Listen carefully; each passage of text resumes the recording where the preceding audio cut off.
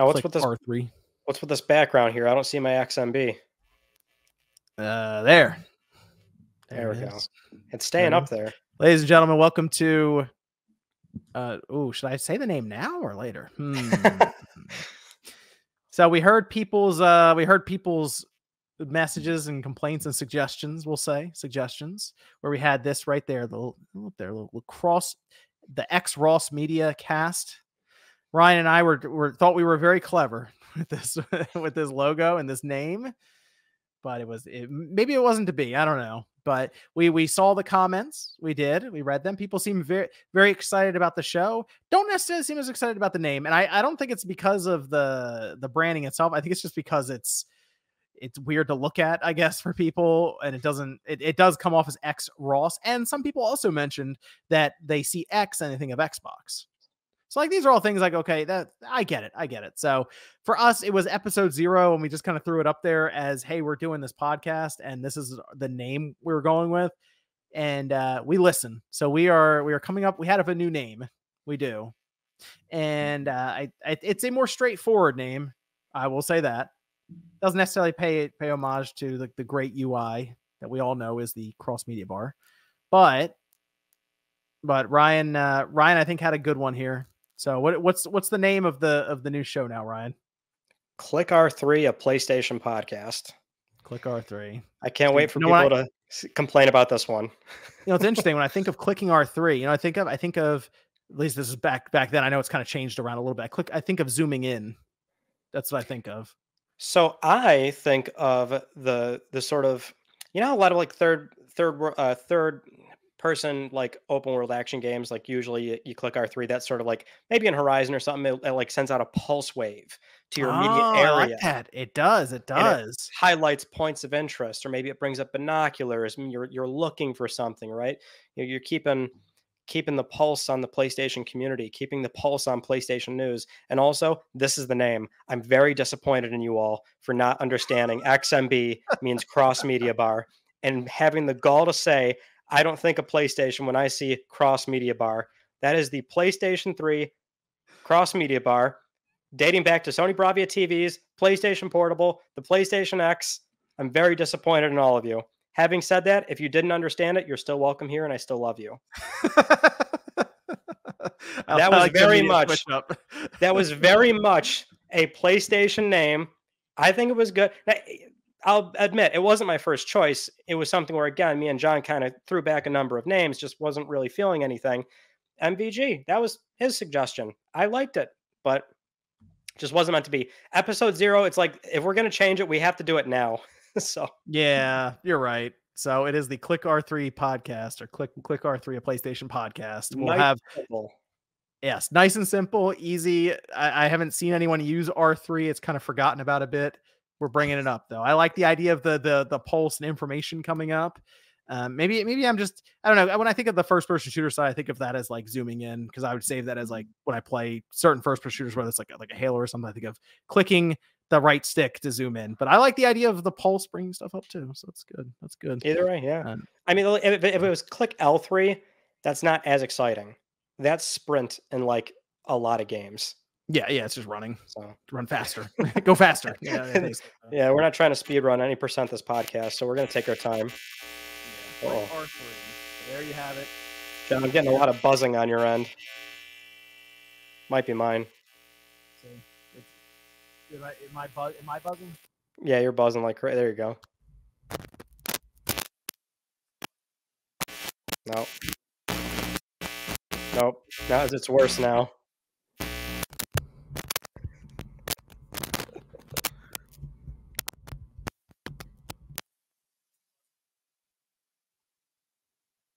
I can't hear you.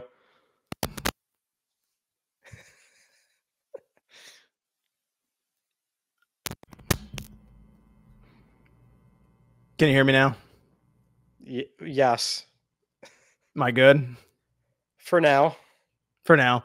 I keep saying I get the new cable. I need to go hook it up. I gotta go past under the desk, past the computer, and I gotta do all this stuff. Oh, so you have it, you just haven't done it. Yeah. It is one of those situations where I have it.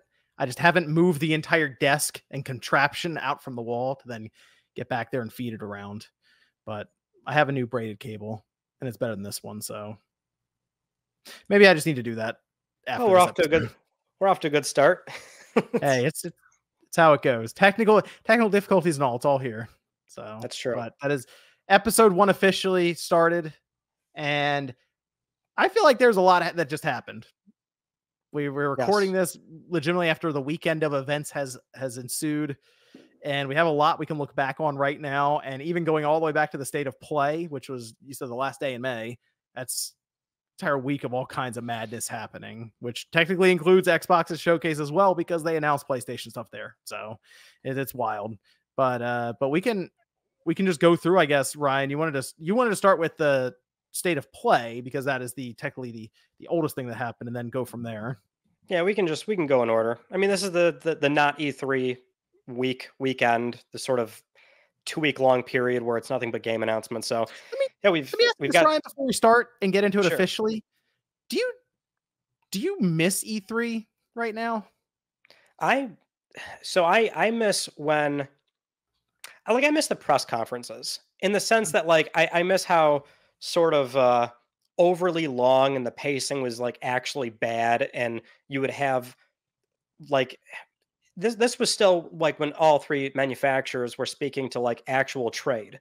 Like they were speaking to retailers, they were also speaking to investors. Like it's sort of weird to go back and watch those. You'd have Sony's press conference open with like, here's how many consoles we shipped this fiscal year, and here's our new program that we're starting for greatest hits on PlayStation 3. And you'd have Jack Tretton up there talking about like hard numbers for the PlayStation business.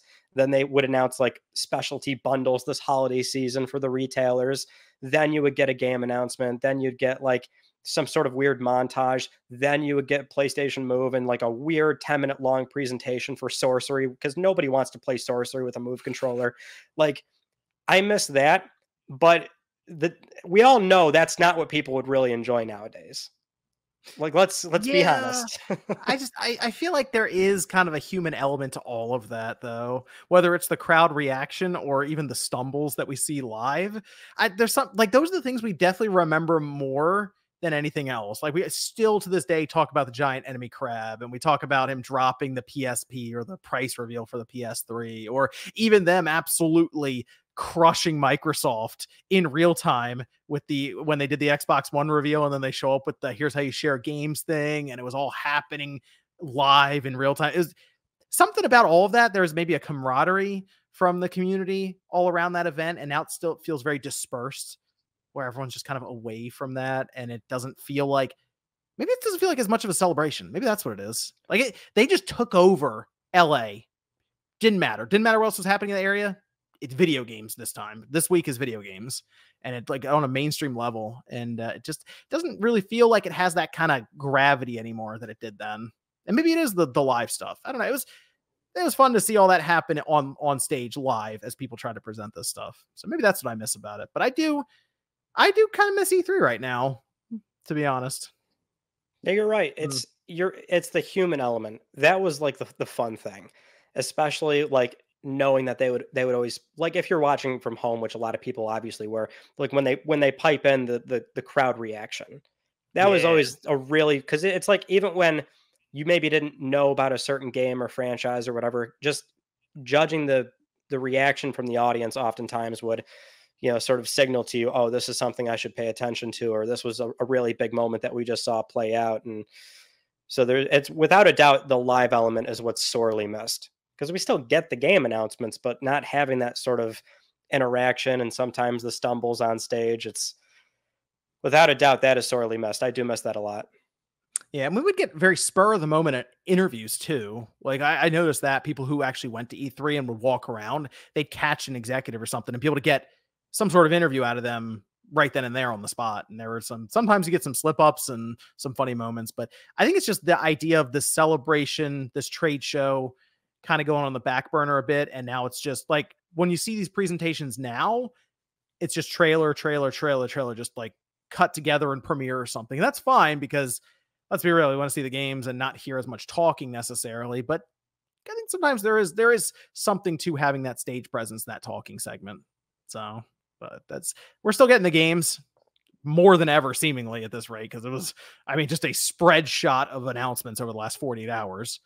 But I don't know, it's just maybe it's even the nostalgia talking. Kids now probably think about this, Ryan. In 10 years, you would explain to the 16-year-old maybe that's walking around a GameStop about E3, and they would have no idea what you're talking about. Well, I don't know what you're talking about. What is this E3? What's that? At least it's archived, right? But then they, It you is. know, you send like maybe a younger kid a link to like, oh, here is this 2009 press conference, and they'd watch it and they just, oh, this is really boring. Well, why are they talking so much? Where's the video games? Yeah, that's just that moment in time. Like Who Shot Mr. Burns? That episode is archived, but you can never convey the summer of speculation and people going crazy over this thing before the season premiere, like 4 months later for something like that. Like E3 is just, it's impossible to like convey that feeling running up to it. And then while a week of it's happening, and all we had at the time was the TV over here with G4 to get us the information. That too. Yeah. That's even further back. Those are the days. Those are the days, the good days. But we still got announcements, Ryan. So do we want to start with, we'll start with State of Play? Yeah, we'll start with State of Play. We'll go in chronological order, they say. Okay. Which would be Sony's State of Play, which was rumored right up to the actual announcement, which it was like such a last minute thing, because I think building up to it, there was a lot of hope that this was going to be a showcase. And in the PlayStation landscape right now, during the PlayStation 5 cycle, Sony not being a part of E3 anymore, our distinction is a State of Play is typically a smaller live stream. A showcase, you expect it to be much bigger. So we were all kind of thinking this was going to be a showcase. Then it was a State of Play that sort of tells us immediately, okay, let's maybe set some expectations here. So nothing too insane, but we'll just run through these announcements real quick, which would be they open with Concord gameplay.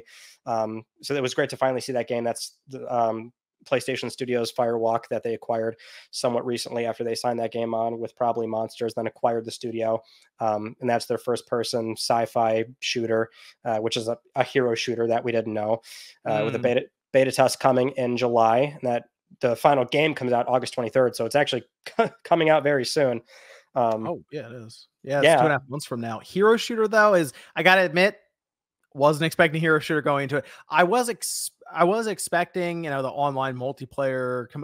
I'm not really sure why some people were surprised that it was an online multiplayer game. Like, it was very clear, I thought, going into it, that it was live service. So I feel like I was more expecting, if it was going to be like this, maybe just a standard arena shooter and not take on the hero shooter vibe.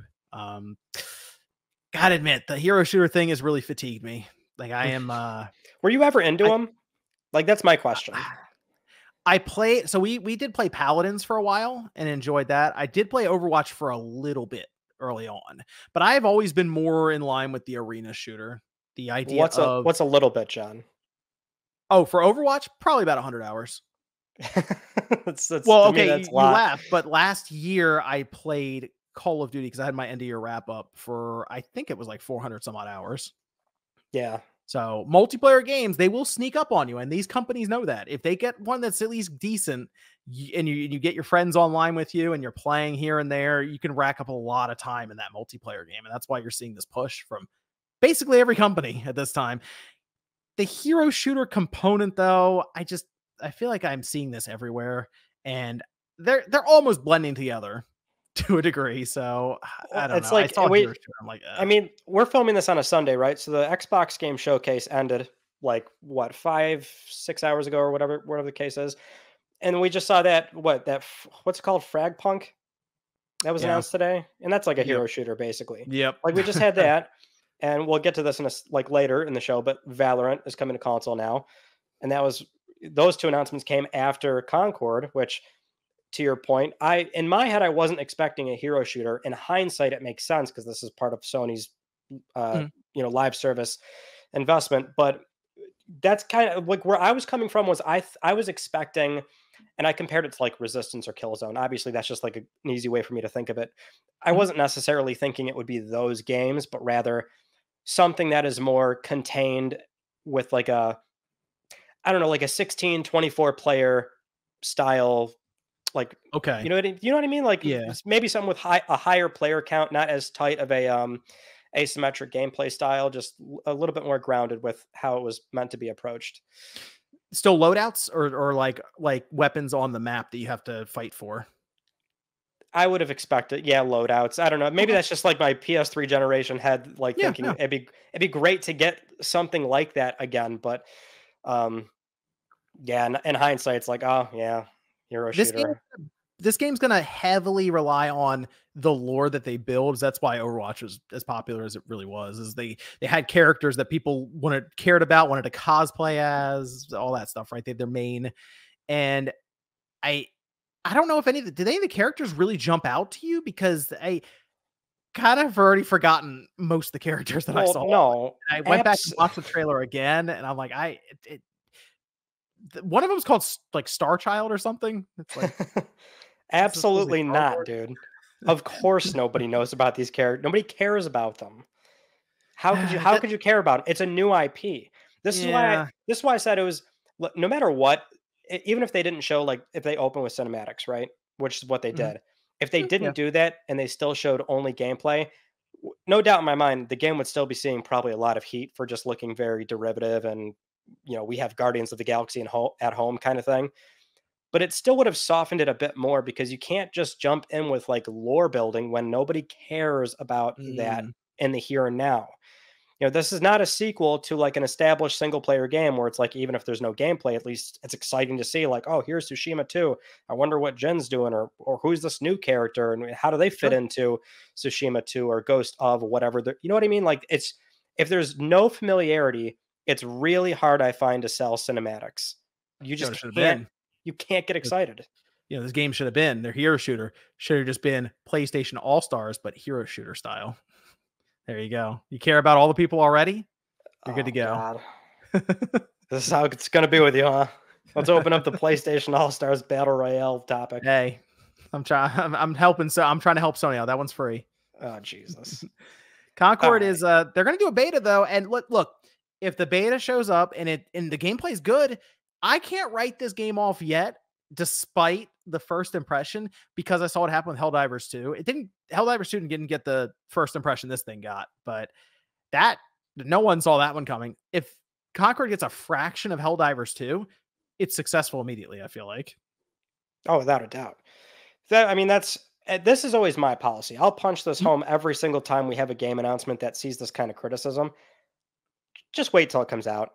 Just play it. Or just don't play it, but at least let the community have its time with it and see what happens. For all we know, there's a gameplay loop here that works. Sony would not acquire this studio, I feel, if the gameplay loop isn't if there's not something there, especially Right. with the company being as stringent as they are with their portfolio right now.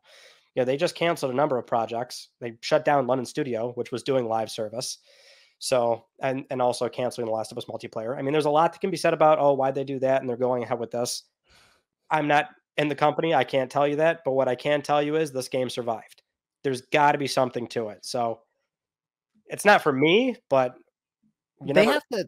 I feel like they have to make the barrier to entry for the beta very low. Like they should just you just play it. Like I don't know if they should go the route of you need to pre-order the game to get into the beta. I kind of feel like they should just be like, if you're a PlayStation Plus member or something, there you go. Hop in, try it out. Well, you almost want to think too. It's like, I'm sure they would love for this to happen, but maybe being a little bit careful and not having Helldivers 2 on their hands if that is what this game ends up becoming. As in, this thing blows up, word of mouth really does it some favors, and then you've got a player count that you can't keep up with. Not to say that's guaranteed, but it's like you also Right. don't really want to run into that. So 40, you think $40 is good on this thing? I find that's something we can talk about real quick too. Is there I'm curious as to how much Helldivers 2 did or did not influence the rollout of how they're planning on monetizing the game. Pricing it at 40, saying upfront, this is going to cost money, but once you pay that, not $70 price tag, you're in. And you get the Right. game, you get content, you get updates, you're going to get all that stuff. I'm sure they'll monetize it day one like Helldivers 2, but it will be something you absolutely do not have to go out of your way to get. So I can't say it's going to work, but I feel like that's what's playing out. Yeah, you're right. I think they adopted that. I think they saw the Helldivers 2 stuff, and this game wasn't going to be 70. I don't think this game was going to be 70 in any universe after what happened with like Destruction All-Star. I think they kind of learned a lesson from that too. But $40, that seems to be where they're kind of targeting these live service games that are going to have monetization on the back end anyway. So I think the pricing is right. Some people were surprised. They thought it was free to play. And I'm like, they definitely said it's pre-orders are opening, guys. Like that tells me it's not free. So I don't really know why that $40 tag surprised people. I don't know. Because it is a hero shooter, right? I mean, that is the expectation. That's kind of true. They're trying to fit in technically in that world, a premium priced product that at $40 of a world of free. So that's another thing they got to compete with. Hopefully It's a good middle ground. I think it is still something that's like, hey, it does cost money, but it's not going to be a full 70. Yeah, if anything, that is your battle pass is paying for the game. You immediately jump into a free to play game. You're going to expect, some pretty aggressive MTX. Yeah. Yes. What do we have next, Ryan? Well, God of War Ragnarok PC coming September 19th. Which I was thinking if it was a showcase, they might not announce a PC game here, then it would be at SGF. But if it's a state of play, then maybe they will. Either way, we're kind of splitting hairs. This thing was going to get announced fairly soon anyway, because it's just part of the PC roadmap. So kind of a open and shut case. It's from Jetpack Interactive working on this game. They worked on the port for the 2018 God of War. So seems pretty cut and dry. Yeah. So another PC game nailed down. After that would be, for first party or at least PlayStation Studios under that banner would be Until Dawn getting a new trailer coming out fall this year. No release date, but coming out this year. How required do you think this is for Until Dawn? Like that's the one that I will say that surprised me a little bit that they were going to just do Until Dawn when that rumor broke a while ago. I was like, does it need to have this? I'll admit I never really got that into Until Dawn, so maybe I'm not the target audience or someone to ask for that. But I'm looking at this, I'm like, I feel like the game looked pretty good on the PS4, and it's still backwards compatible. And now they're doing this version of it. I'm not sure. I mean, I know we've had weirder instances of remasters, and there was that Horizon remake at one point that was rumored. We haven't seen it, but apparently it's still coming. I mean, I don't know. Was there a big cry for Until Dawn getting a remaster? I mean, I feel like that's opening a can of worms. Is there a big outcry for like so-and-so game coming back? With this game, I think the thing to look at is it did really well at the time. It exceeded the company's expectations. And maybe it was a bit, not entirely puzzling because Supermassive then went on with Bandai Namco to do the Dark Pictures Anthology, which is basically another publisher stepping in and going, great, thanks for establishing the studio and this genre of game. We'll take that now for multiplat. So you've got former staff setting up Ballistic Moon. So maybe for Sony, this is more of an opportunity thing of, well, let's fund the studio and get them off the ground. You guys want to work back. You want to come back and work on this IP that, you shipped in 2015. Bring it back. And the theory right now is that they're trying to establish it again. So make it relevant. It's coming out with a movie as well. So that, that brand synergy, the division synergy across Sony with PlayStation Productions.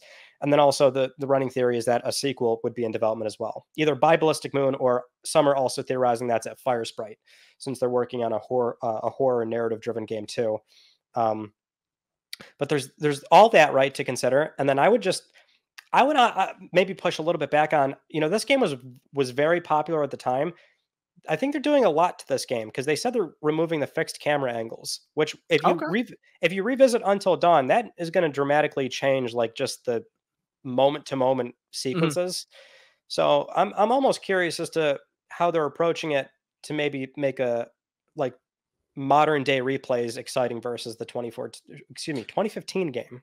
I remember we did sell this game a lot back in the day at the game stores I worked at. Like, although I remember what got very cheap at one point.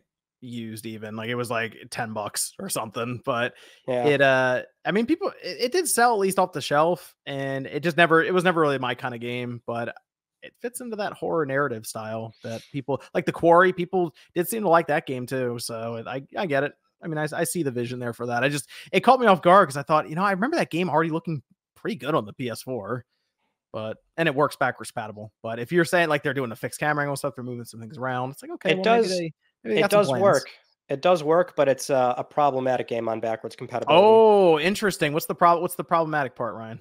You did a whole Uh, video on the problematic stuff, didn't you?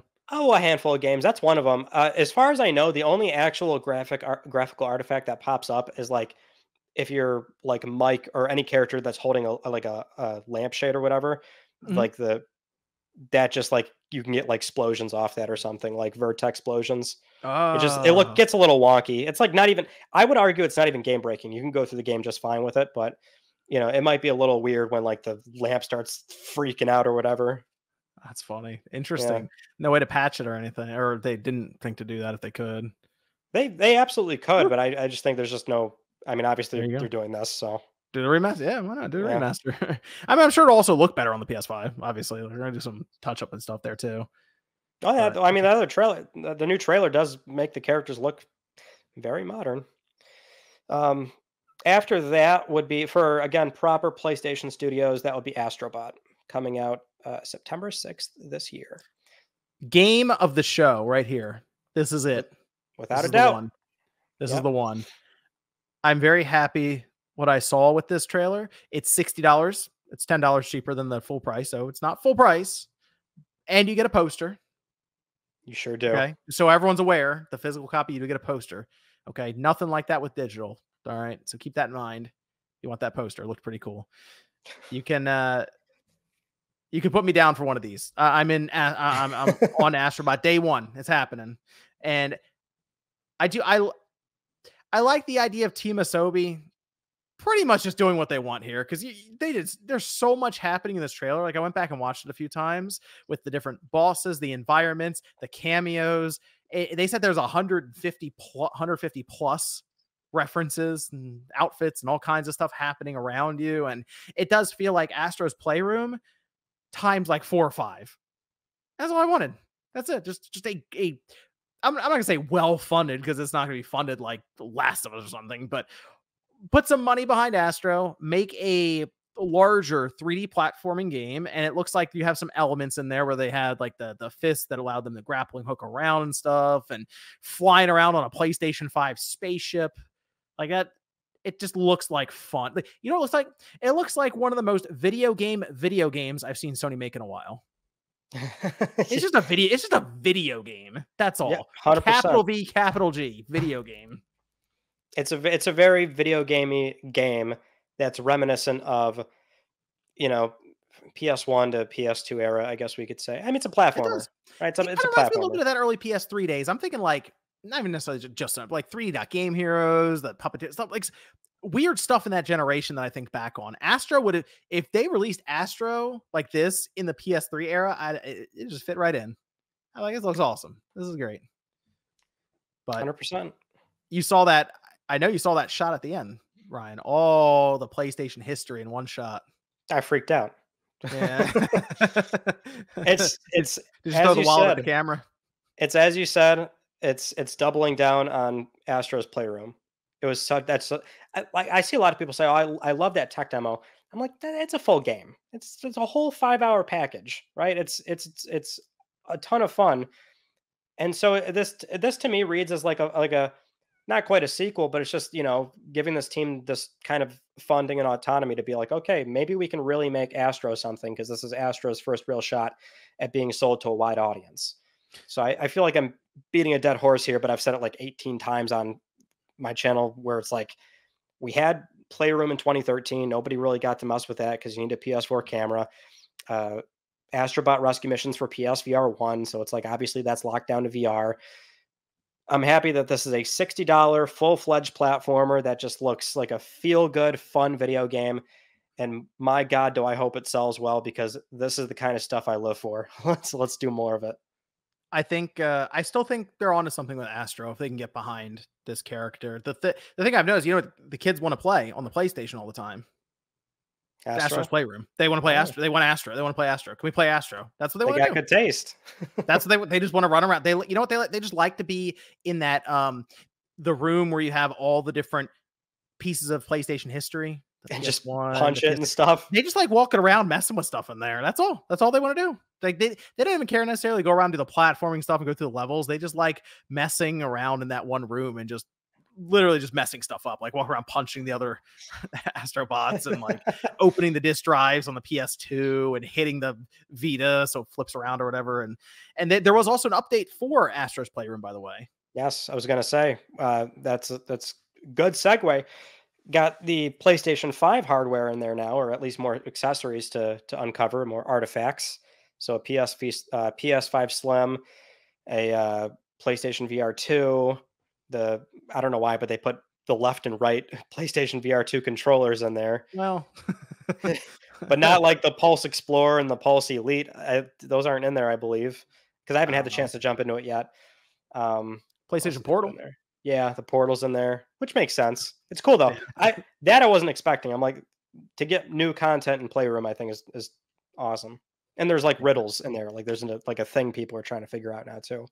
That's fun. That's fun to see that kind of stuff. I like the idea that riddles and mystery to add into that, so people can kind of play around with those things and just kind of build up to its release. Which, when does it come out, Ryan? September 6th. Love it. September 6th, 3 months away. It's like, here it is. Awesome trailer. Something that looks a little different than the more serious, I don't say doom and gloom, but like more real, I don't know, dramatic games that we do. Here's this bright, colorful 3D platform, and it's out in 3 months. It's like, great. Yeah. That's way better than showing us the same game at E3 2 or 3 years in a row. I like it. That's valid points. Some might argue that's the problem with games nowadays. It's not going to work every time, and I don't think you should do it for every game like this situation. 3 months later, like if you do have legitimately a really big Naughty Dog's new IP or something, you're probably going to build that up over the course of a year or more. Astro, though, hey, 3 months, we know what we're getting here. Get that thing out the door. Team Asobi just keeps rolling. I like it. I like it. True. I hope this is their moment. I really do. I hope this is the moment they show up and the sales are phenomenal. Sony recognizes it, and Team Asobi just even goes to the next level. Then I don't know. Would you want them to just stay building Astrobot?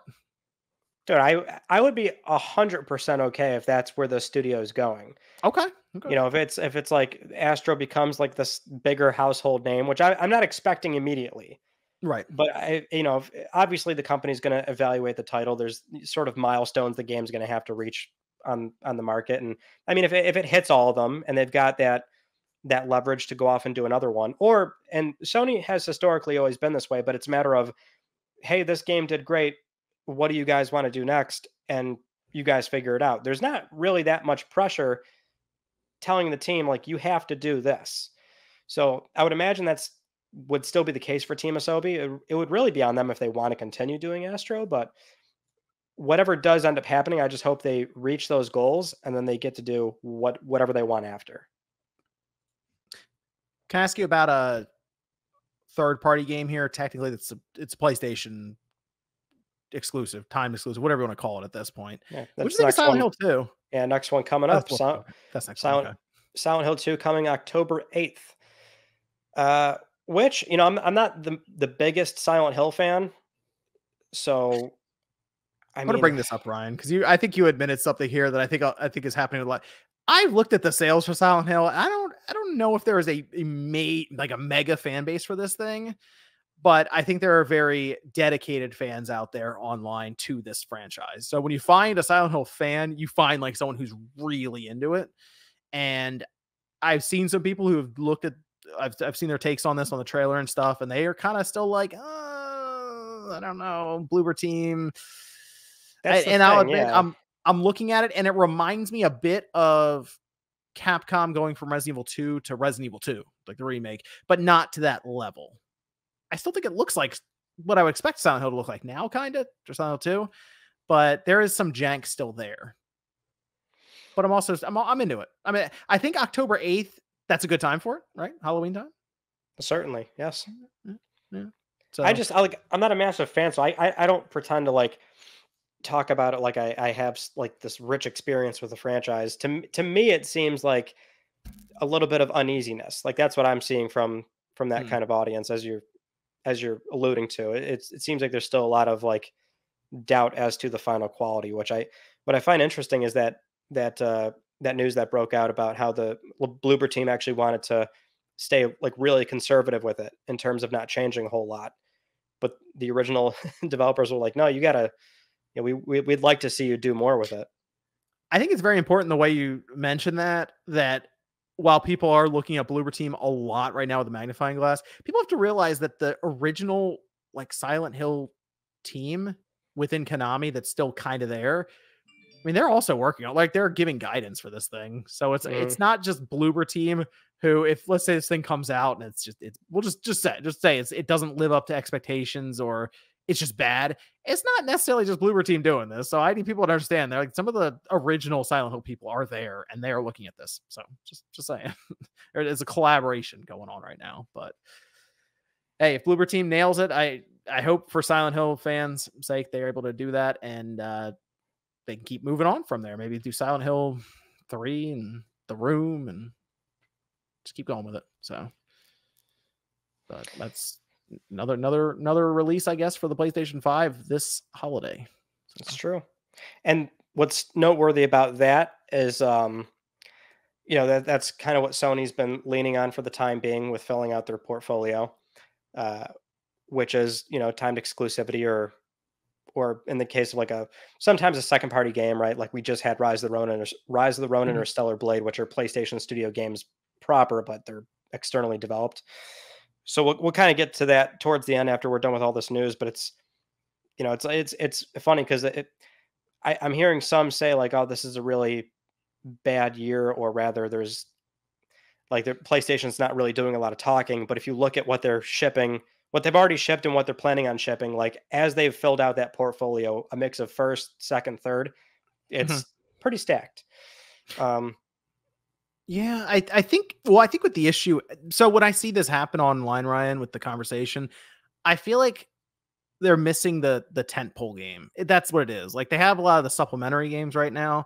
They're missing the God of War or the Last of Us or the Spider-Man, like another Spider-Man. We'll just say that, right, for sake of just the yeah, the level I'm referring to. The Ghost of Tsushima. That's I feel like if anything like that from one of those top studios was this holiday, I don't necessarily think there'd be as much of an outcry around Sony right now. well, so before we do that, then Mhm. let's just press on here. So Okay. I'll fire off the third party announcements from State of Play. So that would have been Dynasty Warriors Origins, The Ballad of Antara, I think it's called, Marvel Rivals, Monster Hunter Wilds, Alien Rogue Incursion, that's for PSVR 2. Same for Behemoth on PSVR 2.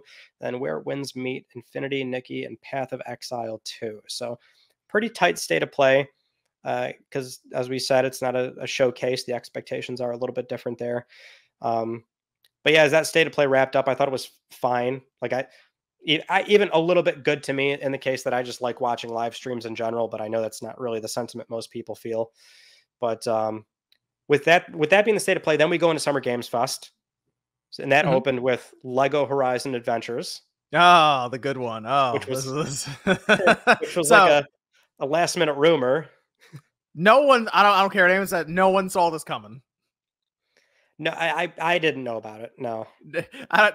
No one. Okay, so one person did know about it, and they told me something funny was basically going to happen in this summer game fest that we're gonna have people talking specifically online as the people of course like have the banter back and forth around like fanboy stuff and like there's gonna be some fuel for that today. And I'm like, okay, to go into this. Okay, I see what they're talking about because like a Horizon Adventures, which is Gorilla Studio Gobo working together on it, right? Co-development, yeah. That was announced Oh, that was announced like a year ago where Studio Gobo had put out this tweet saying like we're now a co-development studio on the Horizon franchise, which at the time, yes. like I remember this news kind of coming and going because everyone's Mhm. like, well, we know there's like 5 Horizon projects, so that could be anything. But it's like a year on, we didn't realize it was a completely separate Lego game. This has confused the internet, Ryan. People are there's a couple reasons why, but obviously the Switch logo is just people are just having a hard time grasping this after seeing it. It's like, okay, the PlayStation logo, that makes sense. PC logo makes sense. Why is there a Switch logo here? It's kind of what it was. And everyone, I saw your reaction. I saw many reactions online because I was like, let me see how people react. What do they think of this? And everyone's like, oh, the big eyes and like there. I did not expect that. So there's like that moment of just like quiet processing from a lot of people after that popping up. And I get it because Aloy's on the Switch. I mean, it wasn't. I mean, it was like very surprising. I wouldn't go as far as say shocking, because the thing I noted immediately is that modern exclusivity today literally just means not the other guy. That's all that Okay. means. Okay. Like, I get it. Like, exclusivity is this like hot topic nowadays, but literally exclusivity simply means just not you.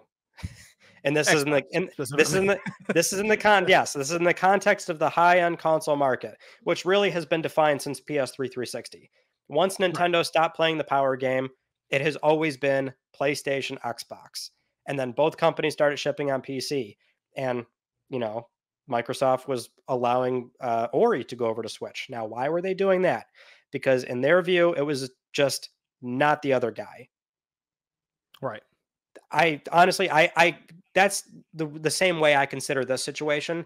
My immediate thought was, okay, you know, they're working out the license with Lego, so negotiations are going to have to happen there. I figured something similar to MLB, although with MLB, it really depends on how the negotiations went. Like MLB is probably like either you ship this game everywhere or you're not making it and we're taking it away from you, which Yes. Sony probably thought, okay, we'll deal with that. We'll take it because we still want to collect all the money from every single platform and we'll keep making the game in house. This, I would imagine, it's something where Sony was able to negotiate just not Xbox.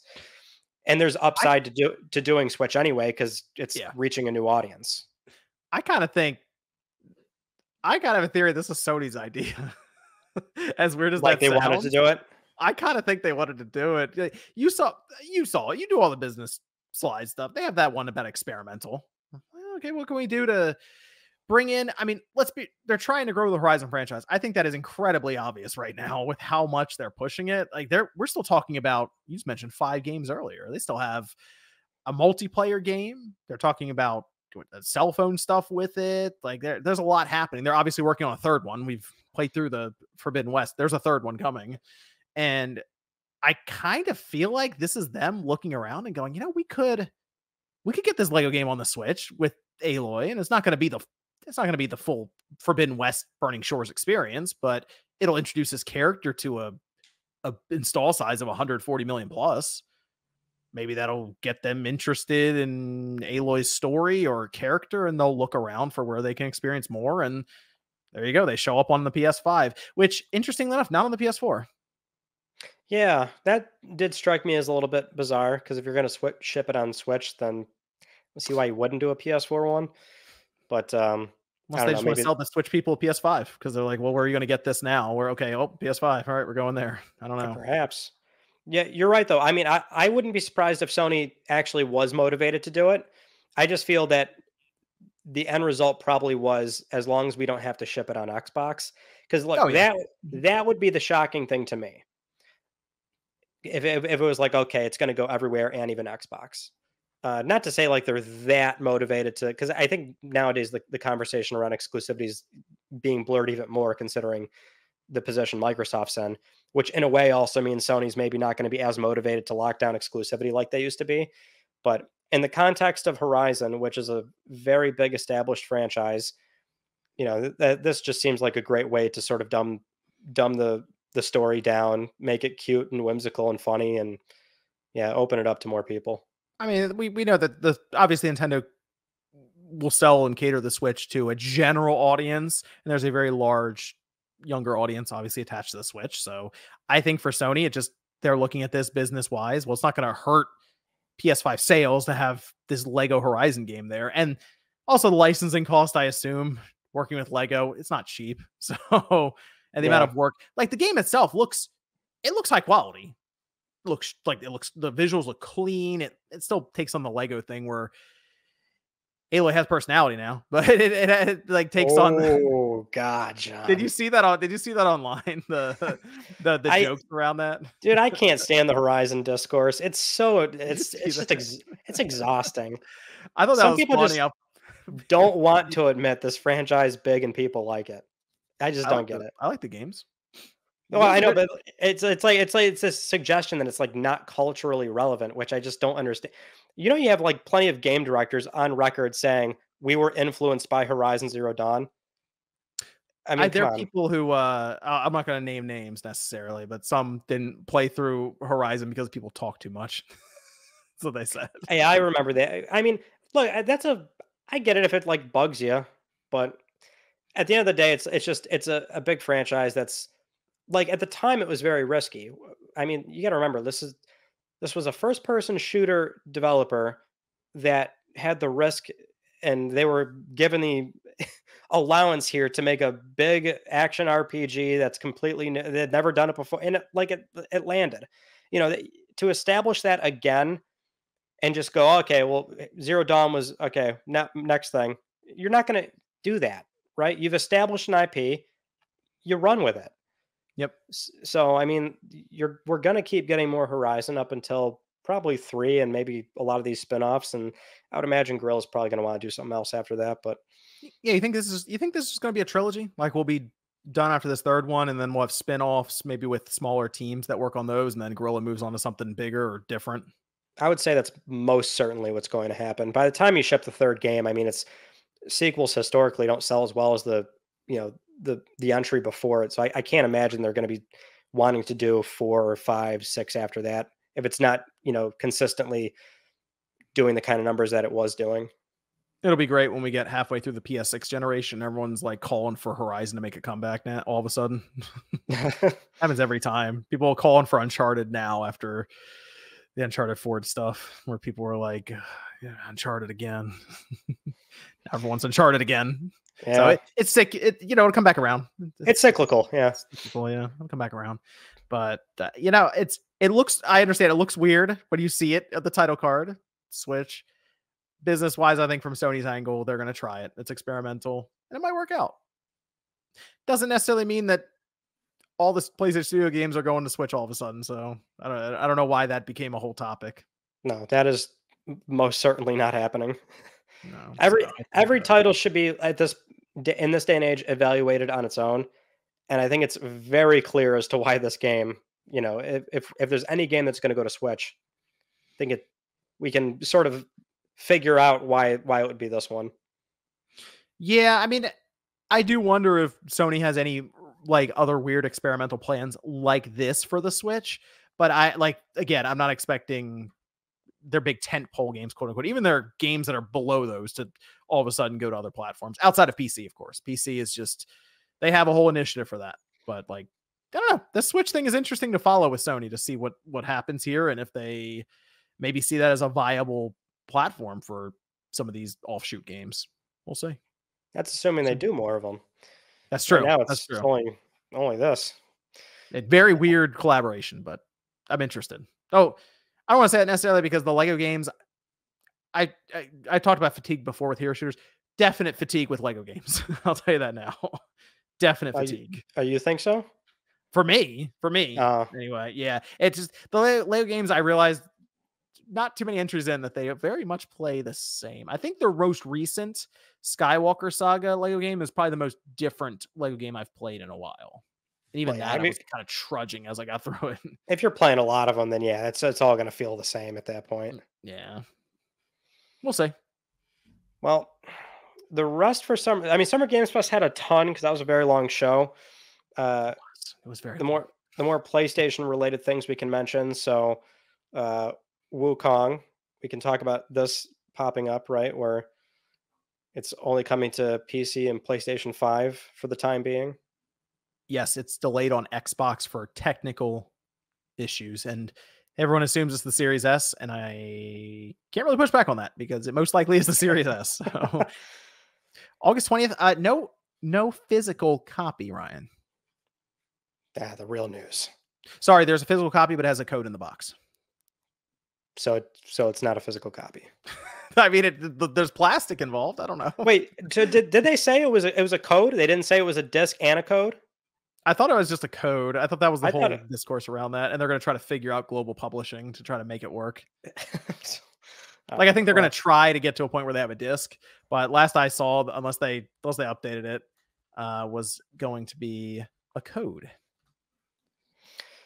Well, either way. Oh, yeah. Okay. Black Myth Wukong's physical editions will not come with a disc. Oh, Jesus. Just a code in the box. 2 days ago on IGN. Well, let's hope they figure something out beforehand. Those actually aren't that common. In the grand scheme of things, it's like not common to ship just a case and nothing else. There's only a few games that really ever did that. You feel like you're breaking out into just trying to figure it out, Ryan, with the situation and present it. You're like, nope, hold on. It's just, well, I mean, it's stupid. Obviously, it's unbelievably dumb. Yeah, it is. It is. Yeah.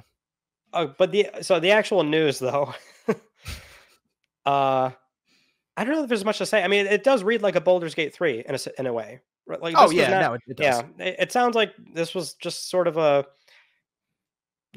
indirect, nice little bonus for this company, at least, where it's like, oh, well, that's good.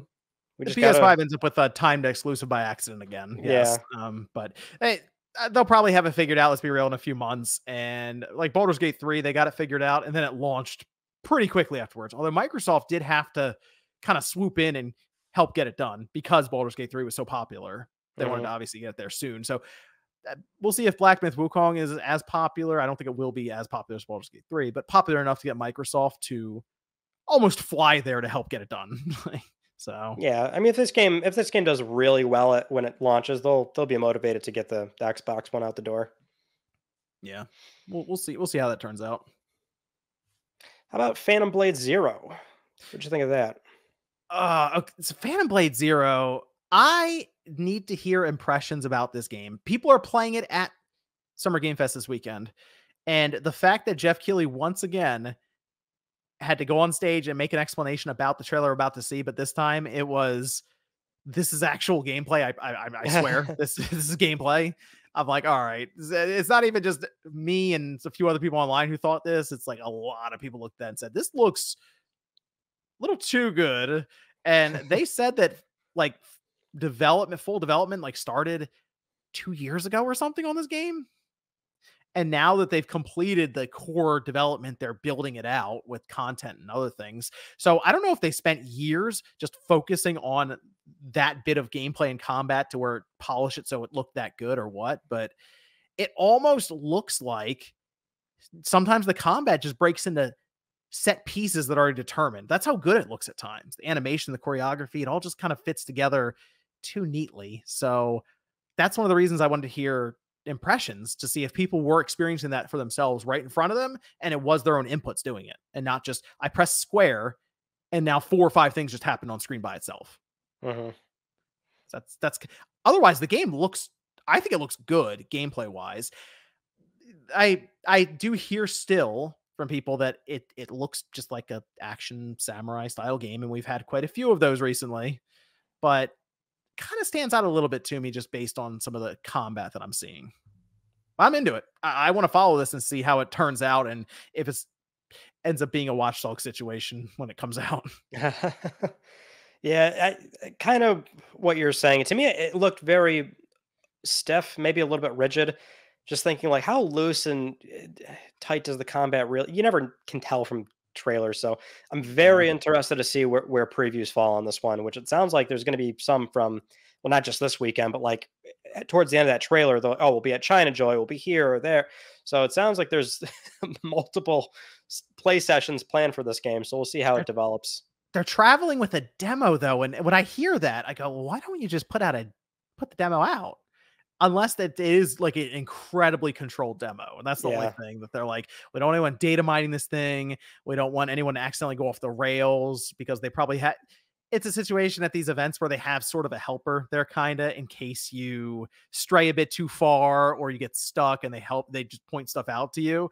This feels like a demo where they're kind of keeping an eye on your progress a bit. So that's most likely why. But I hope they do put out a demo before the game inevitably releases. I kind of look at this though, end of the generation game for the PS5. You think it's that far away? I think we might be 3 years away from this. I think it's going to be a minute. I mean, if it's playable now, you gotta I'm telling you, figure I think we're going to see this a couple times around each summer. We're going to see this each summer for like the next 2 years, I think.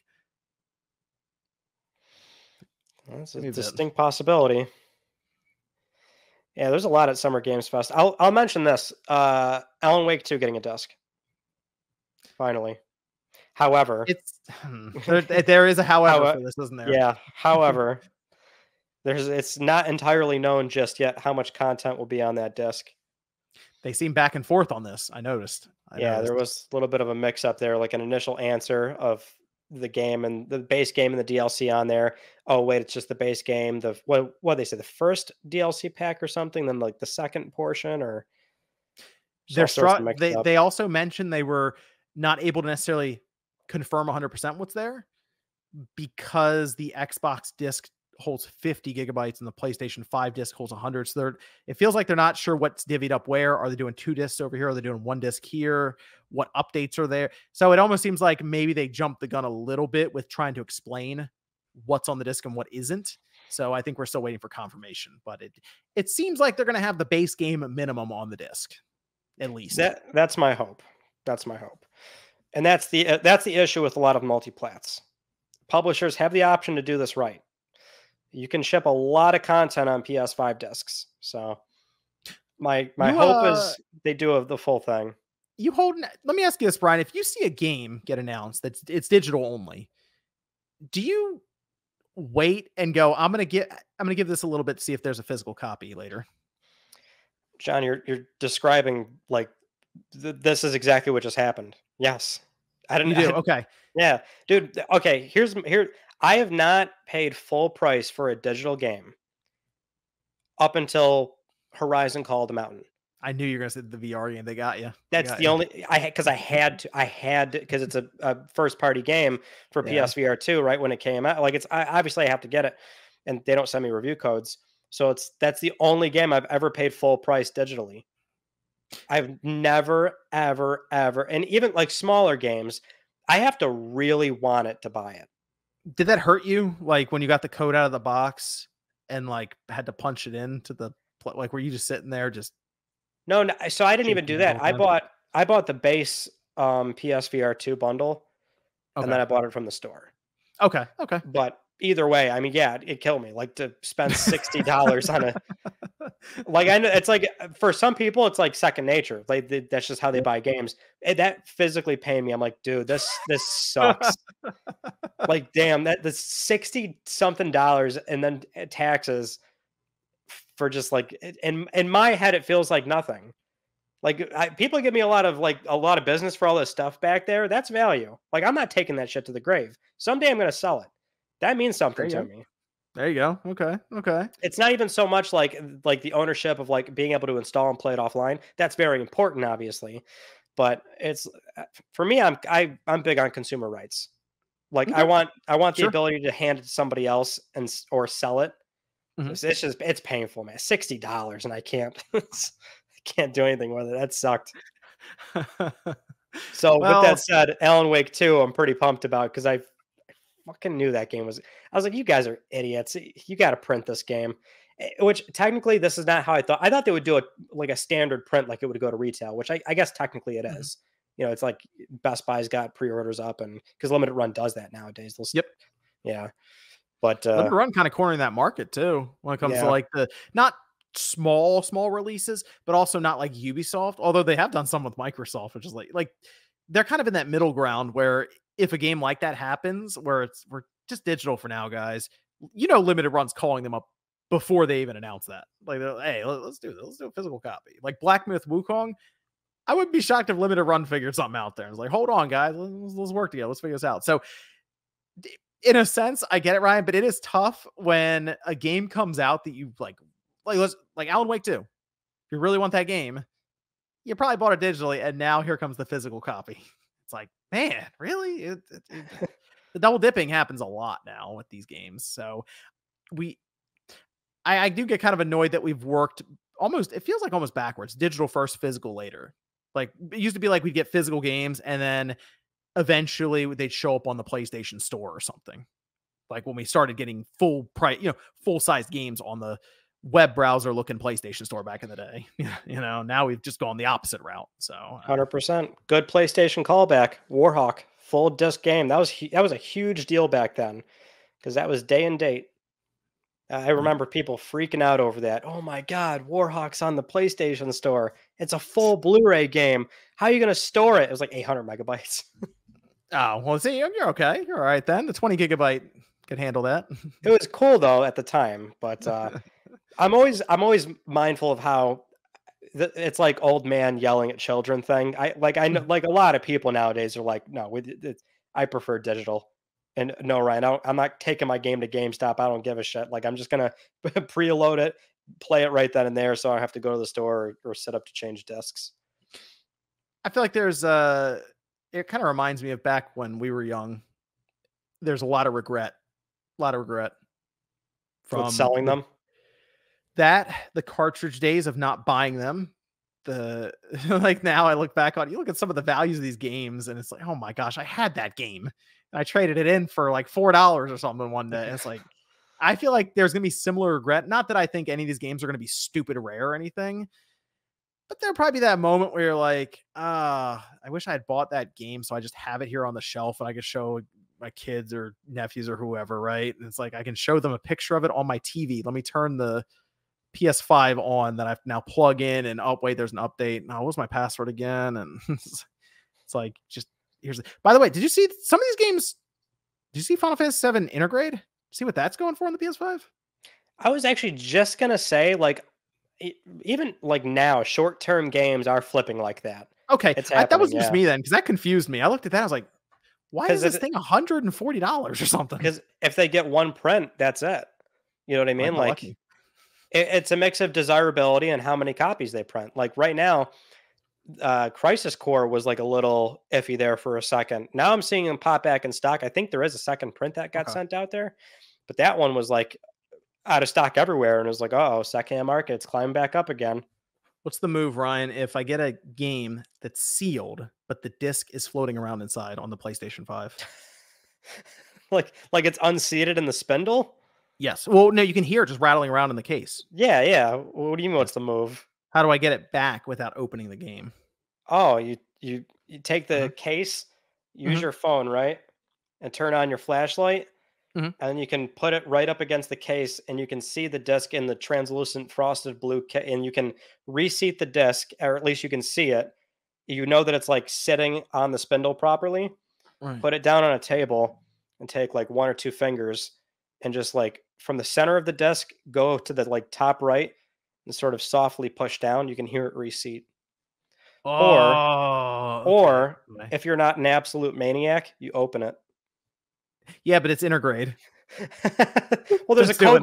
But the code's in there too. Like it's going to expire. I don't know when it probably like got a 10-year expiration date, but I already have the game. Like I have it digitally. So I got a physical copy of it. Yeah. So you just have some S&P 500 on your shelf now, huh? Apparently, I didn't realize it was going to be like that. So that surprised me a bit that they ended up going with value. But that's the one that's rattling around in there. That's good. I'll remember that. I can use a flashlight basically to see the disc inside. Okay, you can do it. Good stuff. I will try that. I will try, not live because I think it's downstairs, but I will try that. I will. I'll see if I can get that pop back in. Good advice though, by the way. See, you learn all kinds of stuff listening to Click R3. I don't necessarily condone it. Like I'm not somebody that condones like collecting and selling sealed and shit like that. Like if it were up to me, I hope it gets another print so people can like own it physically without having to drop $100 on it.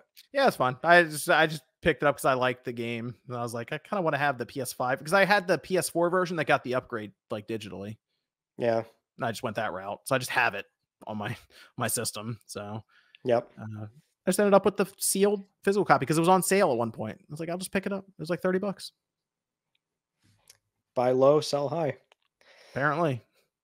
All right, John. Xbox Games Showcase, the competitor show, which still does have plenty of third-party games. That's how these things always work. Doesn't matter who it is, Sony, Nintendo, Microsoft.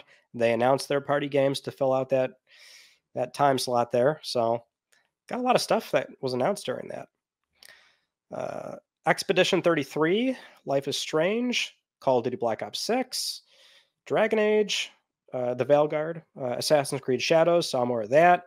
Wu Chang Fallen Feathers, I think it's called. Atomfall, Flintlock, The Siege of Dawn. Got expansions for Fallout 76, Diablo 4, Metal Gear Solid Delta gameplay. Sony had the reveal for that. Then we got the gameplay here. And then Doom the Dark Ages, which will be a new Doom entry. Yes. Also available on PlayStation 5 day and date. Looks good. No, it looks very good. You saw the trailer. Yeah, that looks awesome. Yeah, it looks super cool. I heard Medieval, and I'm thinking, how are they going to make this work? Is this going to be Doom with like all the crazy shotgun running and gunning, no reloading and that kind of thing? And then you see it, and it's like, well, no, it's still Doom. They're just doing all kinds of craziness with it. Okay, you have like a spinning shield blade, and it's like, remember that from history class? All right, cool. Just throw it right at the guy, and it explodes. And they got like this automatic crossbow looking thing with a skull on top, just blasting away and stuff. It lands on a dragon. There's a big mech that you get into at one point. I think it's awesome. All right, good. This is I like this. So yeah, I'm on board for Doom. That looked awesome. So I think it's gotten progressively better. Doom 2016, I think, was a good kind of reboot for the franchise. Doom Eternal was better. From this limited slice, it looks more interesting to me than Doom Eternal, just from kind of the setting and them being maybe a bit more creative with how they are getting these kind of weapons out of that time period. So I'm on board. Yeah, I didn't know what it was going to look like, but I'm like, okay, yeah, this is the doomiest Doom game I've seen. Yeah, the music was blasting the background, just wrecking everything around them. All these many enemies were on screen. It was crazy. I just love how the Doom games can get just so kinetic with the sheer carnage on screen. So I'm like, yeah, that's exactly what we want out of this game. Can I point out a game to you, Ryan, that I was somewhat caught off guard by, but I'm checking for this game. Okay, I'm gonna keep an eye on it. I recommend other people do so as well. That was Claire Obscure Expedition 33. You mentioned it. Yes. Yeah, so that's my Xbox game show of the show, or game of the show. That's your game. That's your game. That's your game of the show. Okay, dude, I'm sitting there watching. I'm like, oh my god, what is this? How do I pay for it now? That looked awesome, dude. I loved it. I looked into it. So it's a debut title from Sandfall Interactive, and it is running on Unreal Engine 5. And their plan was to build a new game, obviously, around the classic turn-based RPG, but include kind of a new take on the time-based, command-based elements, where you'll press a button while something is about to happen to either dodge or to block. But as you saw in that trailer, it looked like they were taking it to another level where you had combos, you were countering stuff. They showed them jumping in the air at one point when they pressed A correctly. And like it to me is what we need in the turn-based RPG set, like, genre, because it does feel like a lot of developers and publishers are getting away from it. Like Square Enix has been getting away from turn-based for what feels like decades now at this point. It's like, Final Fantasy X was an awesome Final Fantasy. Get rid of the turn-based stuff. It's like, oh, okay. So I like this. It feels like a return to form there, but a modern take on it. I'm liking what I saw. By the way, it seems like the leads are from Ubisoft, apparently. Like, that's where they came from. Mm-hmm. Yeah, that's what blew me away about it. It was like, I'm like, oh, turn-based. I'm okay. You've got my attention. Because this is the frustrating thing. Like, I get why a lot of studios are moving away from it, but at the same time, like, now there's too many have walked away from it. Now there's like just this completely missing dearth of, like, there's no turn-based. Like, Persona's got it on lock. And now Metaphor. It's I would love for more studios to go back to turn-based, and it doesn't even have to be a very conservative, like, I go, this party member goes, you go. I mean, like, let's. Exactly what you said. They're putting a spin to it.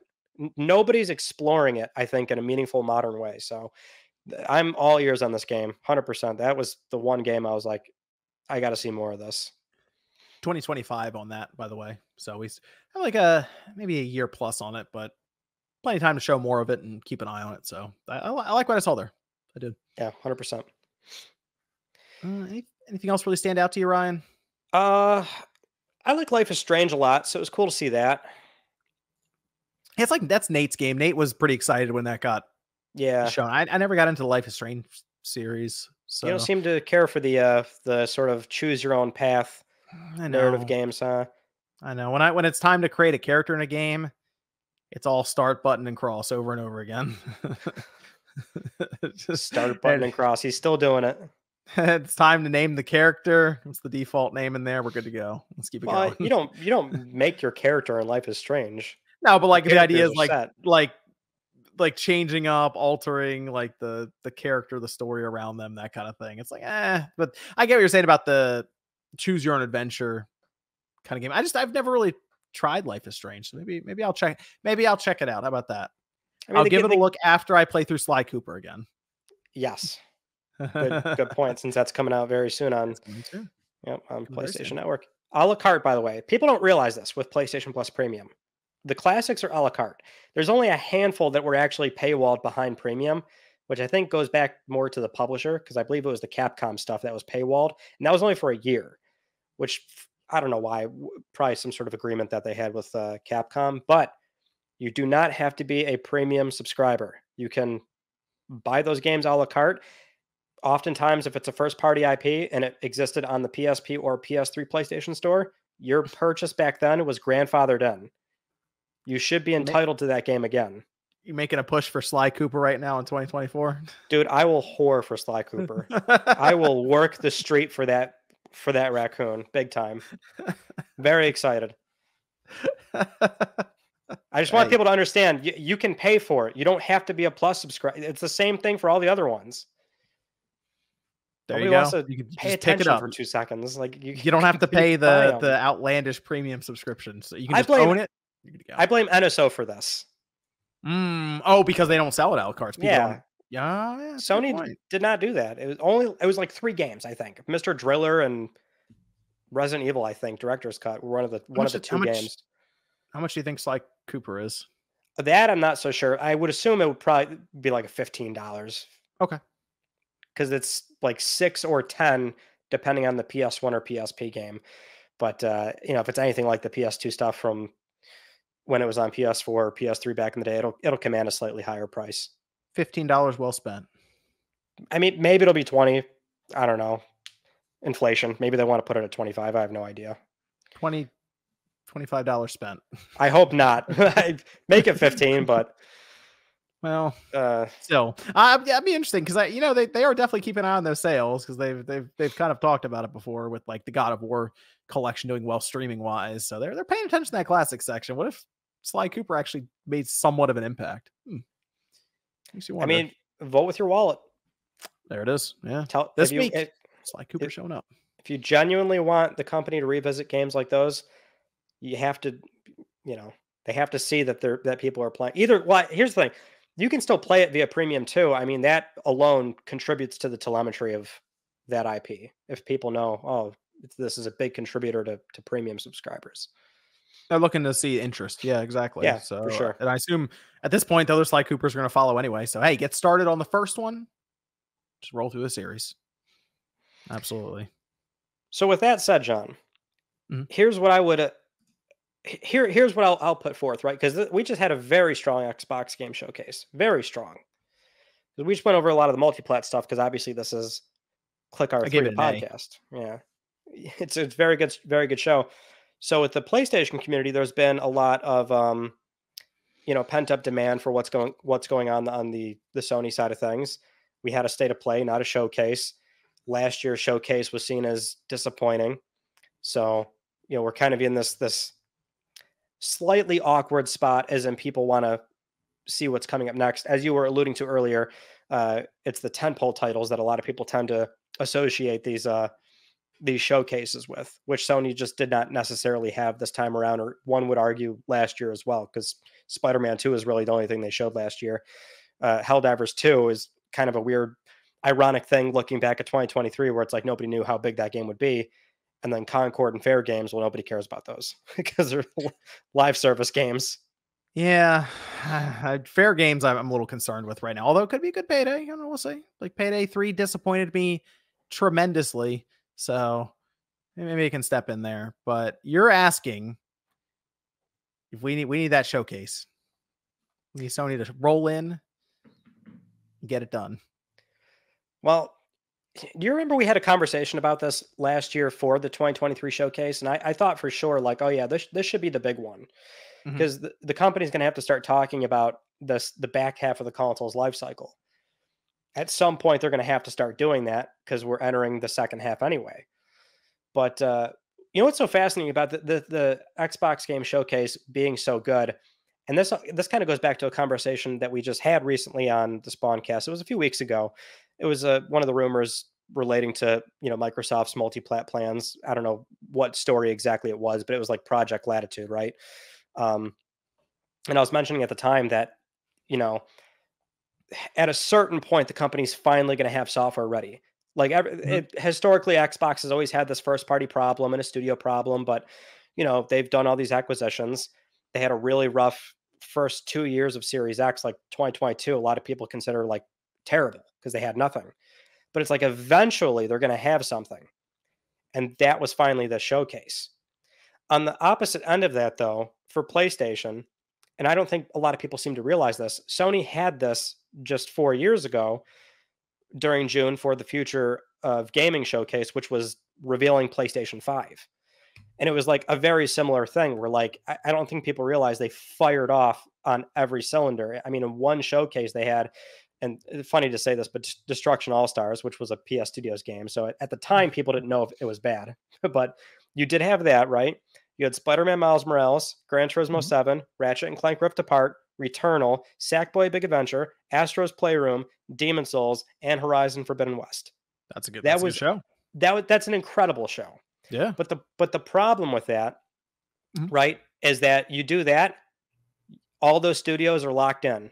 You're not going to see anything from them for another like half a decade. Yeah, it's gonna be a bit. I mean, it depends on like the context of each studio. Like, okay, Team Asobi, they did Playroom, so you know they can turn around something a little bit quicker versus everybody else. But you know, and especially going back to the top of the show, right? Discussing E3, what we miss about E3, what we miss about, you know, or even not even so much E3, but the consternation surrounding all these live streams, which is we always like to judge them and which one's going to be better than the other, and you know, oh, Xbox needs to save Summer Games Fest, or they need to save E3, or same with Nintendo. Like, there's always this pressure, but I feel like all three of them, it's like usually half a decade is how long it takes for us to get something like that. Do you know what I mean? Like, because otherwise you're just going to have to show like now Microsoft has to show these games again up until they come out. Well, some of the games they showed today, or this weekend, they showed years ago. Like Perfect Dark was announced in 2020. Yeah, that too. So, yeah, I mean, that's the thing. If we boil it down to individual games, then obviously that's going to be a problem too.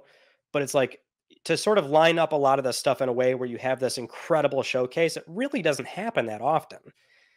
No. Yeah. It tends to be actually what's interesting is it tends to be around this time that you would have a showcase like that. Like you'd break into the second half of the generation, right? The first half, you had your launch titles, like you mentioned, where you get some of your studios together and they put out games to help push the hardware. And then you have like it's a second wind that happens halfway through where your studios have reset and they're ready to show stuff. And it's stuff that actually takes advantage of that hardware that you've had for a few years because they've had time to work on it. Like they've gotten to know the system. And now you've said before, we didn't have some weird hardware to weird hardware. It's like x86. Okay, we're moving x86 where it gets a little easier with the SSD apparently, and that kind of thing.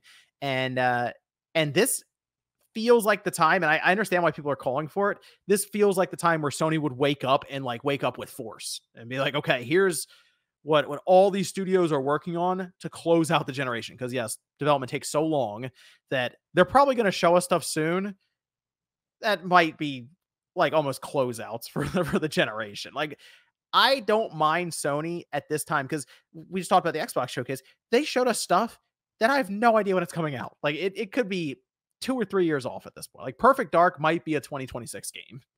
Like, we're ways off from that one.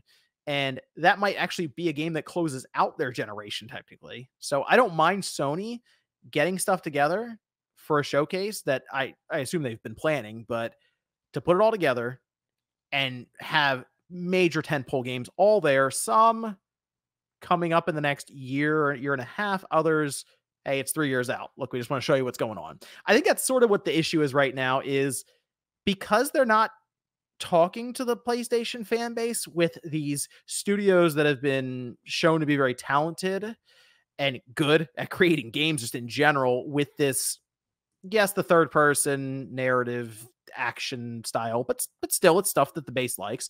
They feel almost detached from the brand somewhat, I think, because of that. Like, it's almost like they're being kind of ignored, or because the system is successful right now.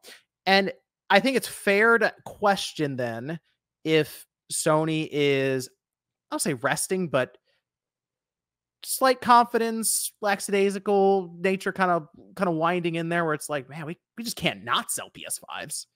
It's like, now we got like Call of Duty still here. Like, we're getting Doom. It's like, well, okay, we'll keep hanging out. We're going to sell a bunch of PS5s again.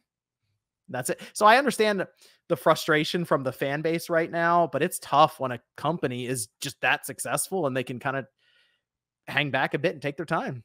But that is historically at times how Sony's kind of tripped themselves up a little bit. So I'd like to think that they understand that. And a showcase is coming at some point, like September, October.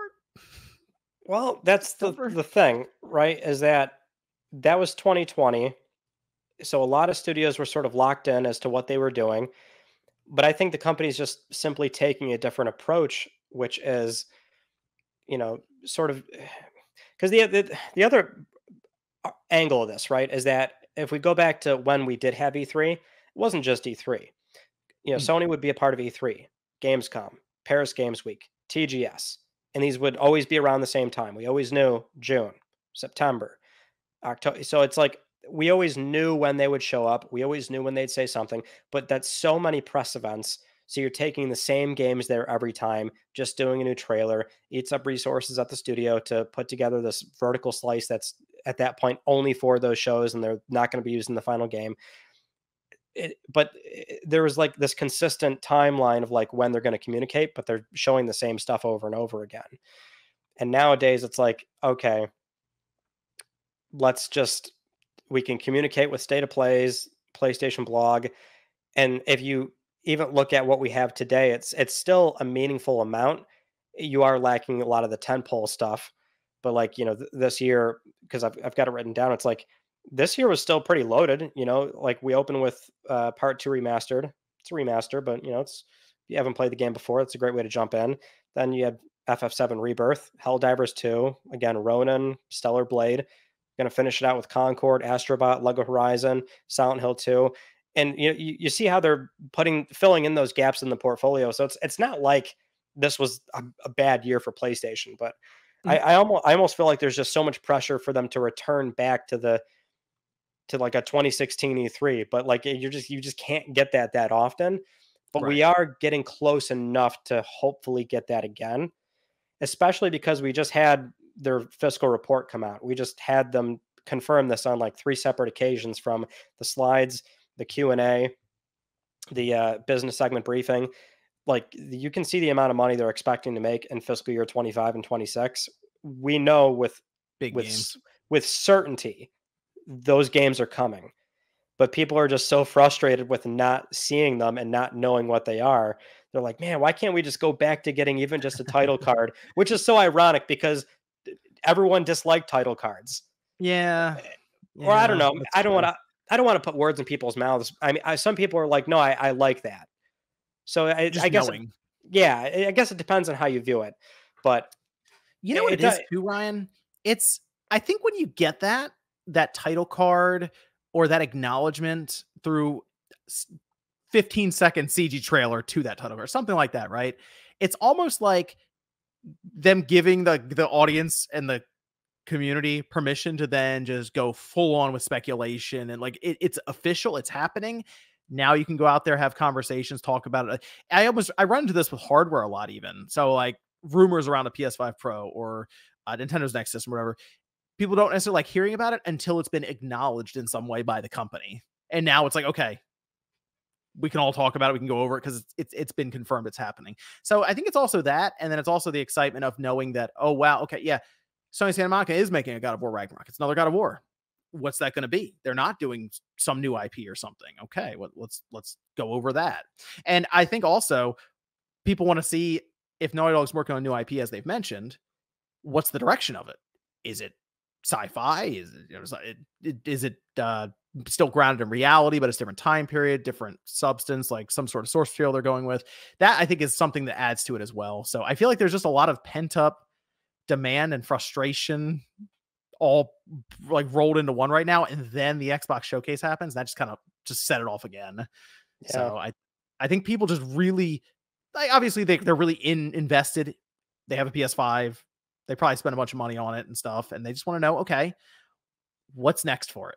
That's it. From the big talented studios that'll take advantage of the hardware, that'll do all kinds of cool stuff. Like what I want to personally, I really want to see what Sucker Punch. I want to see what the next Ghost of Tsushima, whatever that ends up being. I want to see what that looks like, because that game is super impressive on the PS4. I can only imagine what they're going to do with the PS5. So like, I'd love to see that. Yeah, it's I think it's that disconnect of just looking for, just knowing, like, I want to know what it is. I don't want the speculation anymore, or I'm tired of the speculation. Mhm. So, and it sounds like, and I don't know if this is coming from the top down or if it's like an individual studio thing, but it sounds to me like a lot of the studios are just choosing to not say anything or provide anything until they feel very confident about a release window. Which in Neil a Druckmann wants to say something. Oh my gosh, see him in those interviews all the time. I'm not. I can't. Don't ask me. I can't say anything. Please, I want to slip out. I don't mess up here. I'll say with Naughty Dog, I assume they're probably very far out, but like Sucker Punch, I assume is getting pretty close, right? So by the time they're ready to talk Yeah. about the next Tsushima, you have to figure they're probably going to be able to say, and it's coming either like this year, or rather this window, like fall or summer or whatever the case is, right? Whereas before we would have found out about it 2 years in advance. Do you think it's possible? As with those out there, it's possible that they are, I'll say, concerned, but aware and planning around the release of GTA 5 at the or 6 at this point. Because I, they're th- like, I if we started announcing stuff at the end of this year and we put 2025 on it, is that like fall 2020? Is that holiday 2025? Or can we work around GTA? Because GTA 6 is going to be that crazy event. And I feel like that has worked into people's plans. I mean, I would have to imagine every publisher is considering Yeah. that. I mean, the thing is, Death Stranding 2 is already confirmed for fall, but you got to figure, like, they're saying fall now, and they're just going to wait to know with certainty, like, okay, what month are they picking? Because whatever Right. month it is, we're not doing that month. It Exactly. has to be. Every publisher has to be doing that right now. Responsible publisher, yes. Like, You would think. you imagine announcing your release date and it's like October 15th, and then the next day, like Take Two comes out and they're like, GTA 6 coming out October 14th or something. You're like, oh my gosh, come on. And then You're Square delaying says, immediately, we're thinking about doing a Deerfield Chronicles on the right? 15th. Yeah, Just that's. send that thing out to die, man. I'm sure everyone's trying to, like, just give themselves some breathing room around that game. Which even then, it's like, yeah, that's a big one too. At a certain point, you don't even need first party. Just let that game come in and soak up all the attention for the time being. You can tell there's a lot of pent up demand. Did you see the excitement just from Astrobot was crazy online? I feel like a lot of that is like a vocal minority of, like, dedicated PlayStation fans are Mhm. just super into that kind of game, which I love. But I'm also not going to ignore that. Like, I still can't picture Astro shipping like 5 million units, right? Like it's just not going to happen. I would love to be wrong, but I feel like it's just a lot of like, enthusiast demand for that sort of thing, which is still cool. Like I'm totally on board with it. I mean, there's a reason why we don't have Japan Studio anymore. There's a reason. Yeah, that's You know true. why? Because Games people didn't didn't sell. buy those games. Oh, I yeah, I'm love not gonna say they did. I love how quirky and ridiculous those games are. They're some of the most unique experiences one could have, and they're deeply important to PlayStation history, but they're also deeply important to why Japan Studio died.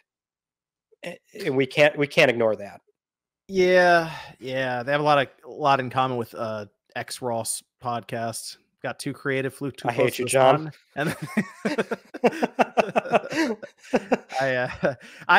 I hope that there is a PlayStation showcase in the near future. How about that? It's June, so there's always next year at this right now. Maybe September, maybe September. I don't know. That's the It's awkward spot. That's the awkward spot because if we're getting PS4 or PS5 Pro this year, and if yeah, it's anything like PS4 Pro, they'll do a presentation, but that presentation is not for game announcements. It's for the hardware. So if it's that's true. anything like the Pro or PS4 Pro, excuse me, then it'll be something where you'll have Mark Cerny talk about it. Here's our mission statement for what this thing is. Here's PSSR. Here's why it's important. And then here's some existing games that you already know about. Here's how we're improving them. That's exactly how the PS4 Pro went. So that would not be new game announcements. So that would be separate and then like another event for games, or Okay. we might be stuck in another scenario of we're going to have to wait literally a year from now for like another like May event. Unless like I mean I'm sure they'll have another state of play to close out the year, and that could arguably just as big if Sure. not bigger than a showcase. The other thing I miss about E3, now I think about it, when everyone was participating, all these companies, is I don't say they were forced to, but they were aware that they had to show up with something. And yes, that means sometimes you would see a game 3 years in a row at E3, but as people are asking now, they want to be aware of this stuff. So even though I make fun of it sometimes, it's like, well, hey, people like seeing Spider-Man multiple times at E3, right? Each year for like 3 years. And they'd probably like to see Naughty Dog's game so many years in a row, or because right now they just feel, as you mentioned, kind of detached a bit from the brand. So especially when you see something like Concord, it shows up and it's like, that's not a single player narrative driven experience. What is going on? Like that's kind of what you see online right now from some of the I don't know, traditional PlayStation fans, I guess we could call them. So The thing about Concord and Fair Games is that they're new studios. They're not taking away from what you liked about the brand before, because it's all expansion, it's all more investment. I mean, one could argue, oh, they should have put that money into something else that I like, but at the end of the day, like they went about it in a situation where it's not impeding on like all the traditional tentpole single player games that they've been known for. almost did with Last of Us. They almost got a little too like, oh, let's do live service Last of Us. Oh, wait a minute. That's all we're going to do for the rest of time. All right, let's not do that. So I'm so baffled. I'm not to say like these are the same people saying these things, but it's actually quite humorous that like everyone was pushing back on like a live service Last of Us, or at least it did not seem like there was that much enthusiasm for that. Mm. And now it's like, oh, we're getting Concord, but not Last of Us multiplayer. I'm like, what? I think what people wanted What do was you mean? Last of Us Part 2 with a multiplayer mode that was basically just that But it wasn't going one-off to be that. multiplayer mode. I It know. wasn't I think going to that's what be people that. wanted, though. They wanted factions too. That's all they wanted. I, I was, I'm still going to stand by this. If they're going to do live service, that was the one that made sense to me. Yeah, it kind of It's a was. super, I'll admit. Yeah. it's a super strong property. I literally just like a Division style skin or a Mhm. last skin on Division, but you get that Naughty Dog polish. Which let's face it, they probably were doing some wacky things as far as like just how detailed and rich that game was going to look, and how they could open with a sort of that could be a game that could have gotten away with like, oh, here's a cinematic, but it's a live service game. That Yeah, they could have easily absolutely could have. gotten away with that because Yep. people would have It's lost their shit. Oh, yeah, it's strange to me that they didn't make it and then just make a studio for that game. Like that's the thing I know Naughty Dog is Naughty Dog. Obviously, it's hard to replicate what they do, but the fact that a support studio, somebody who can then take over and still consult with Naughty Dog while getting a lot of the work done behind the scenes for development to keep running that game. I mean, obviously it didn't work because they're telling us it wouldn't have. So I can't be like, oh, you're wrong, obviously, because they know what's going on in the studio. But it just, you're right. It seems weird because that's if you could have eliminated half the live service games, keep Helldivers 2, and then kept Last of Us Online, that is a good enough lineup, I think, for a lot of people to be like, oh yeah, Last of Us Online. You're right. I think that could have been a 10-year plus game if they really nailed it. That's the idea too. That let's make 10 live service games, and we damn sure hope 2 of them land. They got one so far, so they see one more. Yeah, that's true. I mean, that's the thing about it. They've already hit one. Yeah. If they had another one, I think they'd feel golden. Like, damn, this paid off. Thing with Last of Us is that I feel like that would have been like a logistical nightmare. What you're describing. That game would have been $70. Probably, well, to move it to a different studio or something, or found a new studio. Too, yeah. I'm sure there's a lot that went into just saying, you know what, cancel it, write it off. But yeah, either way, what a shame. There's a lot that could be said about the PlayStation roadmap, but I would venture a guess and say we're still very much bound for tentpole announcements. They just unfortunately were not due around E3 time. Yeah, I just want to see what Sucker Punch is working on. That's all. Bring on Sucker Punch. Because you're right, Naughty Dog, I think they're a ways off, which is unfortunate because the last we heard from them is that they canceled something. So yeah, I consider them in Santa Monica probably like late life cycle PS5 games.